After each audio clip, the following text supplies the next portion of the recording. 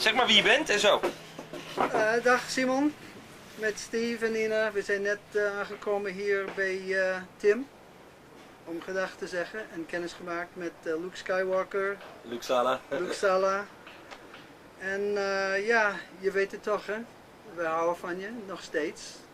En ja, we zien elkaar gauw, hoop ik. Hopen wij. En wat nog meer?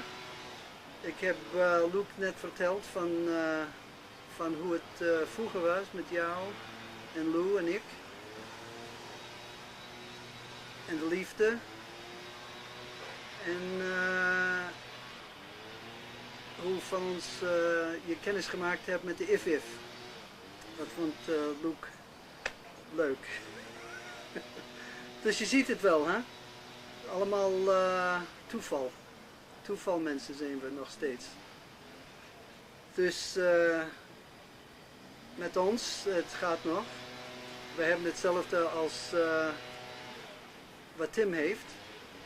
Maar Tim is een beetje ouder en het gaat een beetje anders met hem. Merkwaardige jongen, uiteraard. En we hebben net met Rick Dublin gesproken over die feest van zaterdag, die wij zogenaamd gemist hebben. Maar dat hebben we niet gemist, omdat we zijn hier nu.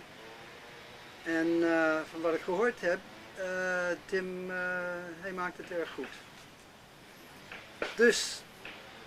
Vertel eens hoe je Tim kent. Hoe ik Tim ken? Ja? Ja, wil je dat weten? Ja. Nou, Simon weet het al natuurlijk. Ja, dat weet ik wel, maar misschien niet. voor andere mensen in Nederland. Nou, Tim en ik, we hebben kennis gemaakt toen in de jaren 60. Direct nadat zijn vrouw dood is gegaan. En hij had zijn handen vol met 2 kinderen natuurlijk. Hij was nog steeds in Harvard. En ik woonde toen in Holland. Hè? En ik was bezig met het space program in Amerika. En ik heb Tim voor het eerst ontmoet. Dat is heel gek. Op zijn trouwdag. Het was op een zaterdag en ik kwam plotseling, want ik had andere dingen te doen met het space program van, ik was toen bij de School of Aviation Medicine in Pensacola, Florida. En ik had andere dingen in New York te doen, of ergens in Long Island, weet ik veel. Ingewikkelde dingen. En we gingen naar Millbrook, want ze kwamen er net aan bij die old Billy Hitchcock estate. En he was getting married.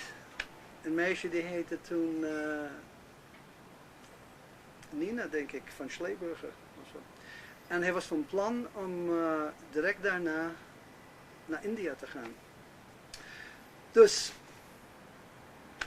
ik terug naar Pensacola en eventjes later, hij was al weg met, was het Nina of Nancy? Ik weet het niet, Nina van Schleeburger denk ik. En toen we terugkwamen, ik weet niet hoe lang daarna dat was, hij was al in India en mijn guru was Michael Hollingshead in die tijd. En Michael, ja, die is allemaal voor jullie bekend. Dus we hebben een leuke Azië-trip gedaan. Ik alleen met Dick Alpert. And Dick was running the house at that time. Nice boy. From Harvard. We talk Ramdas. He's called Ramdas. Yeah, now he calls himself Baba Ramdas. For me it's Dick Alpert and he knows why. It's no problem. But I'm telling, this is for Simon, I'm telling a little story for Luke. Oh, not only for Simon, maybe Amsterdam Amsterdam, voor de... Mag ik ook iets zeggen? Ja, here's Ena. Hi Simon. Ja. Hi Edith. Ja. wait a moment. Yes? Yeah, you're in. Ja, dit zijn we weer. Steve en Ena. Ja, Steve en Ena nog steeds. Nog steeds samen. Ja, altijd. Ja. Hoe is je achternaam? Mijn meisjesnaam? Ja, en Steven zijn achternaam? Meijer de Rood Groff. Meijer heet ik. En Steve heet Groff. En sinds 30 some jaren heet ik ook Groff. And so, as you see, I've become Dutch by injection. No, that's my line. Oh, your honey. line. I've become Jewish by injection. Jewish by injection. Ja, we're injecting all this stuff. Hey, luister, jullie Nou, zijn we hadden problemen toen. Moeilijke problemen. Er was een heel fantastische jongen. En die heet Tom Records. En die mensen waren net terug uit ergens in Mexico. En die jongen heeft een heel slechte trip gehad. Tom. En een van de huizen daar, that big estate of Billy Hitchcock. Oh, I remember my friend, the jazz musician, was living in the tower house, in the gatehouse. And Alan Eager was there, and leuke mensen. Maar in ieder geval, die Tom Records heeft een heel bad trip gehad in Zihuatanejo. En die mensen wisten niet wat ze daarmee moesten doen. And it was much too much for Dick. Dick couldn't hardly handle his own backside and all this. And he also had troubles with his son Jack. Jack was absolutely crazy. He was running around the estate shooting rifles. And he was about 11 or 12 at that time. And if you met Susan, you would not believe what a girl Susan was. Zo volwassen was dat meisje. En die was maar toen 12 denk ik, of 13. Now she took me by my hand and we went upstairs and we went into the rooms and we were on silence. And she knew and floated and drifted, you know. It was just the most unbelievable girl you ever want to meet in your life. And you know, she committed suicide not so long ago. That's the daughter of Tim's daughter, Susan. Yeah. She committed suicide. So I had two jobs. One was to try to straighten out Jack, who was running around the estate crazy, shooting guns and just being nuts. And here was a devoted father. Tim was a very devoted man who was taking care of those children, you know, the best he could, and now trying to save the world and helping them to understand that LSD didn't mean anything, it was unimportant. The most important thing is, we called ourselves mountain climbers. We were going to show everybody how to get high, and LSD was unimportant. You see? The only people that we gave LSD to at that time at Castalia were very important officials, people from the government, but you know, everybody was like flipped out. Everybody was very paranoid at that time and blaming things and saying that people wanted to give people drugs. Well, Tim made up his mind as the leader, and he always was the leader. Everybody else is bullshit, take the word for it. This man could have single-handedly saved the world, believe me. Still could, probably. Only man I ever met in my life that could be trusted with anything. Only man in the world that no matter who he interacted with, immediately they were cool. Immediately he could calm them down. I don't care if you carried hydrogen bombs, he would sit with you and that'd straighten you right out. That was Tim Leary. You felt it, you knew it. It was a gift to the world. Seldom. You know, I'm a psychiatrist, so I'm trained in the old school, the new school, the middle school, every school. I'm telling you, this man was had qualities of pacification. No way getting involved in your act, his act, anybody's act. Yeah, I got a little loquacious. No, that's fine. That's exactly what we need. Because what is the message you think of Tim? You know, the message of Tim, he would tell you he has no message. That he laughs, you know, because he's a man who doesn't even know who he is. This is the most amazing thing I've ever had in my life. Of the people I've met, Mayor Baba, Tim Leary, Simon Vinkenoog. I've had the occasion to meet great geniuses. The one thing they all have in common, de draad die gaat door iedereen, they haven't got the fuckingest idea of who they are. And most of them are such assholes and idiots. They don't know how to take care of anything really important, but they could save the world. They have no concept of their own power, of what they have, and when you ask them, they don't want power. They have no knowledge of this. Well, Tim was a super power that you immediately understood what he was. So now I'm given two jobs, and I'm sitting around with Dick Albert, who is a playboy. He used to wear a long raccoon coat down to the floor, and a homosexual guy who just couldn't make it. We were both pilots, you know, son of an extremely rich man from up in New England, started the whole goddamn railroad by himself, you know. So we have a really snobby boy who is just can't get his act together. And Michael Hollingshead, you know, was the world's greatest con man, and I love him. We named our son after Michael. He lived with me in Holland and in England, you know. So I am given the job to straighten out Tom Records. So I did a session with Tom, and Tom not only got straightened out, but today is a Jungian analyst living in someplace in New Jersey. Yeah. Most wonderful boy you want to meet. And he was absolutely flipped out and crazy and he was the skeleton in the closet that everyone was afraid to talk about, and they were all embarrassed about. So when Tim left for India for that year, and he left everybody home, there's this maniac living on the grounds and nobody knows what to do with him. So I did that job and it worked out, lucky for me, beautiful. With Jack, I couldn't do a thing. I could not get that boy's attention. I could not straighten him out. Yeah, he just remained very wild, and I had to leave after a while. I went back to Holland. I was still in Holland at that time. I only came to do a project for the space program in Florida, and you know how that goes. But you since then you have seen Tim Oh over yeah. the years. Yeah, well, not only did I see Tim since then, but when we finally came to America and eventually wound up in Tampa, Florida, we rented a theater there. Oh, a fantastic place called the Tampa Theater. You ought to see it. We rented this theater and we brought Tim there to give a lecture. Well, in those days, bringing Tim Leary anywhere was like funeste. I mean, that was like the end of your career and everything. We That brought was L. like in- Ron Hubbard of that the was L5 like Society. 71 We or brought something, Arthur Knight. 72. At that time, Javier Hollander just made that thing called Deep Throat, and it was banned. And I was the first one to ever get it shown.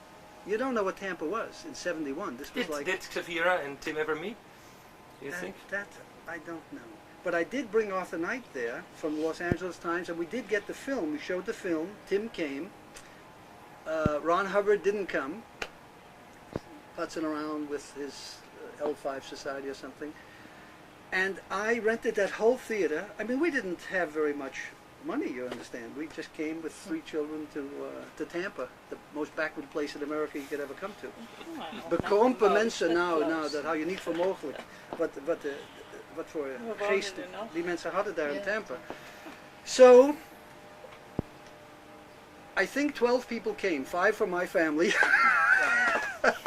And the most gorgeous thing that I have to tell you, which we only found out years later, one little boy, a student who was going to the new college in Sarasota, came, and because of that was inspired to look into psychedelics, and he was in Sarasota at the new college, and then from there, because we already knew Stan Groff, that's a whole story in itself, because Albert Hofmann always used to confuse me with Stan Groff. He thought that I was Stan Groff.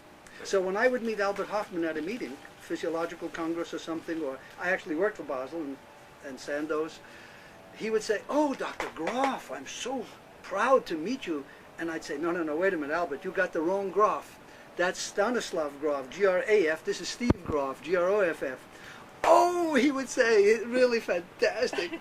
So we had a little personal joke, he and I. After that, whenever we'd meet at a Congress, he'd always say, "Schick eine Gruß an, send your cousin your brother." He called him my brother. Well, we had never met Stan Groff at that time. But when we got to the States in '67, we got a manuscript in the mail and a book from Stan, who was living already in Maryland. And Stan sent me that to proofread his first book. And then we made a meeting, and we had the children and the camper, just like we have now, and we met him up in some freezing lake in the Adirondacks, remember? Yeah, he was a It was member love of at the Polar first Bear. sight. What a wonderful man he was Love it. when we met Stan Groff. He goes So to swimming make a in the long story ice. short, Rick Doblin comes to that. Rick Doblin is the guy who Is does the now It's a real who's club. It's a Maps. maps, who is doing the psychedelic research and trying to Absolutely. revive research in it. And that's how he got inspired the day I brought Tim Leary to Tampa back in '72, I think it was. Yeah. So it shows you how, in Hebrew there's a word called besher. In Dutch we have mokum, we have mayim, we have yayin, all the old Jewish words, colloquials that inspire so much feeling in in ordinary Amsterdammers, you know, we say the mazel. Yeah. It's all Hebrew words, you understand that, of course. Most people wouldn't understand that. But it's a great story. Well, Becher is not yet opgenomen in Nederlandse woordenboeken, but het komt terecht. And Becher had it at Rick Doblin. I just spoke to him on the phone, by the way. Yeah. Yeah, Rick is, you know, he has a new baby, Eden. You know who Rick Doblin is? I from know, Maps. I know. I've never met him, but I know what he's doing. I'm telling you something. Rick is a kind of a person. You know what I just said? Everything about Tim. Tim? Where does Rick Dublin live at the moment? Now in Tippaw, which is near Charlotte, North Carolina. Yeah. Sweetness, a beautiful, beautiful, beautiful boy. Yeah. We met many people last year in Ireland. Like Stan was there, and you know all the. Well, Stan is a whole changed story. Yes, I know. He's a different man that he used to be when we met him. Yes. Oh, I'll never forget when we were first going in '71 to Tampa. On the way down, we stayed with Stan. We stayed. He was living at that time Maryland. where we had those wonderful crabs. Remember, in Maryland. So we go. We were making our new life coming to Tampa, Florida. I told you, the most backward place in the world. And on the way down, Stan says, "Stay with us," because we already knew him at that time. Well, he was always alone. He never had a woman. And we had a camper. We had the children sleeping in the camper. And up from South America comes this guy, Lily. John. John. He had just been down there with a guy named Chesu or something. He was doing Sufi. Well, he came up with a woman, and this woman hit on Stan and later became his wife. Christina. Huh? Christina. Oh, this was a bad scene, I can tell you right away, because we all got high that night together. We all were, and he gave me for the first time MDA, not MDMA, MDA. Yeah. And he said to Ena and I, you know, we were smoking grass, that's all. Yeah. And I mean, for us, that was enough. We had 3 children. We were so high, you couldn't believe it. And yeah, we had an Amsterdam Willem. Oh no, we didn't have Rinne yet. We only. Oh, did we have Iram? Yeah. Oh, we did. We had all the kids already. Yeah, we were going down. Yeah. Right. When I was one. So he says, you got to take this MDA. This is pure love. This is so fantastic. So he gave us a couple of What they called Adam in those days. Suikerklontjes. suikerklontjes of MDA. We still have them. We never took them. What a waste.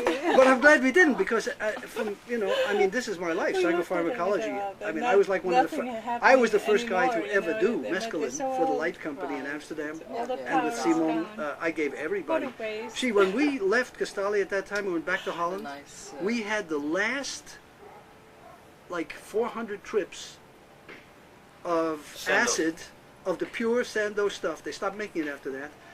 Michael Hollinghead and I took it to Europe. He took half and went to England. I took half and went to Amsterdam. And I turned everybody on. I mean, only important people. Hey, tell me about Stan Groff, because we saw him in Ireland, and I found I've lost contact with Stan. he's a bit defensive. He's more than defensive. He's not the He's a new person who woman. we knew. He's not that lovable person. I don't know what's happened to the man, but I think Like it's a that student woman of that his. caused all this. Well, my impression was that Oh, so he's Um, with Christina. there was a thing called the transpersonal Long thing in time. Ireland, Long the transpersonal conference or whatever. Everybody was there. Ram was there. Brother David was there. And what I felt is that the whole scene was what I would call pathological. We're not looking into, Beetje onecht, hè?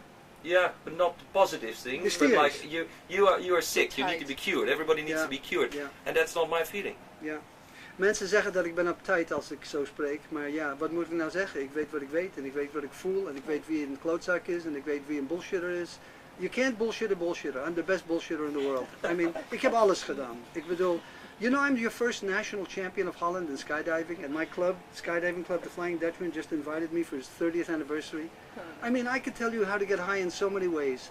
And this wonderful, fantastic man, Tim Leary, if he ever became the president of the country and the world, this would be such a different world. He's been the only true person, you know? I mean, I could tell you so many things. I mean, so many wonderful people that I've met in my life. Like we used to talk to Carl, you know, Carl Appel. I mean, people get tainted by money. Constant was the only guy who remained true to the old Cobra, you know. And when you talk to some people, you know, Constant Nieuwenhuis, Right. very dear friends of ours. Oh, is he? Oh yeah. Oh, I go back with Lucebert, Cornet, the whole gang. I mean, I was on the scene right at the very beginning. I gave LSD to everybody in the beginning. You know, I turned on. Huh, You wouldn't believe it. Yeah, but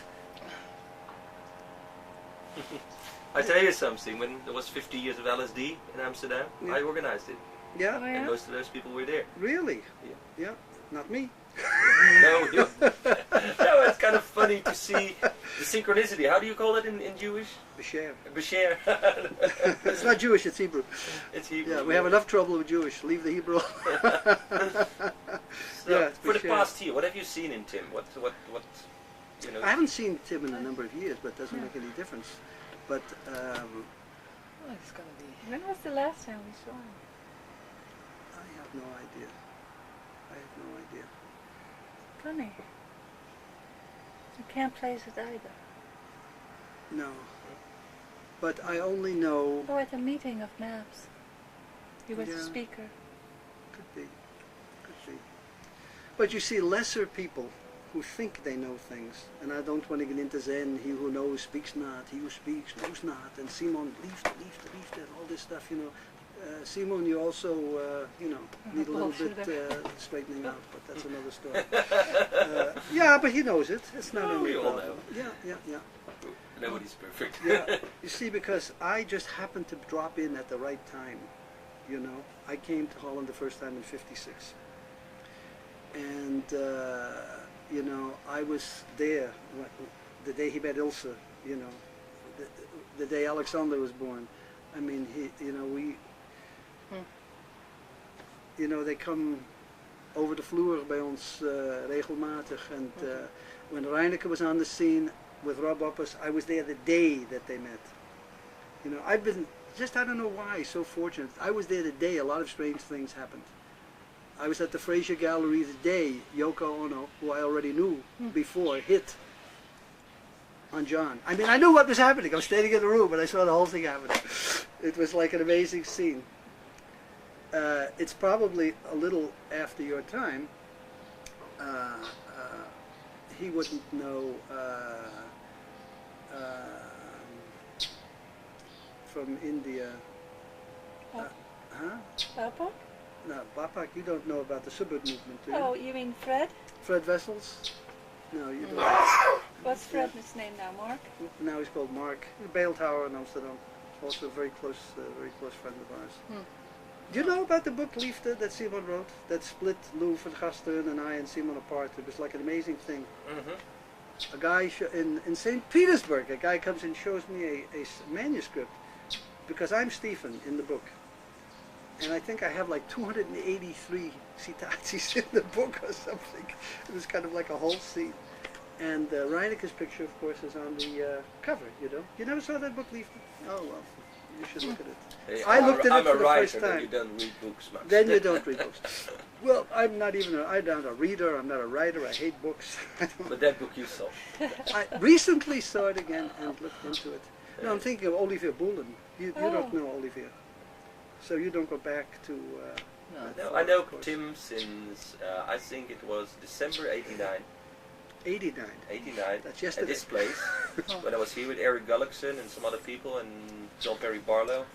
And we did virtual reality. One of the first events. And that day we invited Tim to come to Holland in 90. And I wrote a book, he contributed to the book on virtual reality. So, yeah, my and son since that talks time all I've the seen time him. about virtual reality also.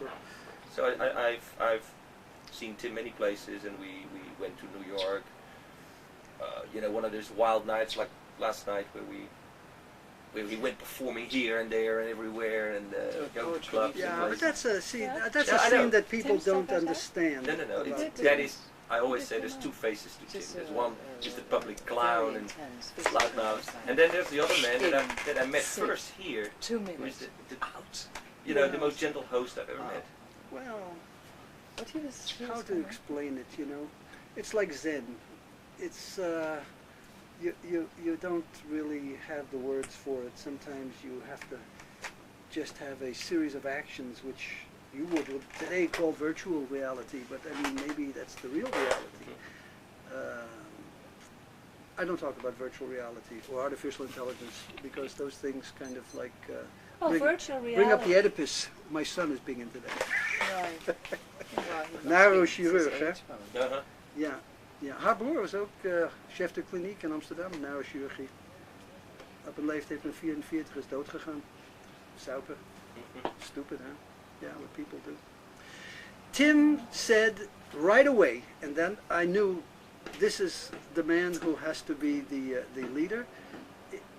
This LSD is bullshit. This is not the thing. This is not the important thing. The important thing is to climb the mountain and show people how to get high without drugs. So we started with Gurdjieffian dancing, with every standing on your head. I mean, imagine a person like me. I had no concept in the world of anything to do with Eastern philosophies or religions. At that time, I hadn't even met Alan Watts yet. I had no concept of these things. I mean, I know. How old were you at the time? Well, unfortunately, I'm embarrassed. I was old enough to know better, but I was very stultified in my growth. I was already... 38, 39? No, No, I was no, about no. in my late 20s at that Oh. time. Yeah. Well, listen, I never understood anything until I was 38, so don't Really? be ashamed. Well, then you're slower than I was. What kind of books do you write? Or what kind of writer I are you? write books about media, basically. Media. Yeah, about well, computers and virtual reality and new media. Oh, how wonderful. Oh. And I'm on a track about the local importance of networks.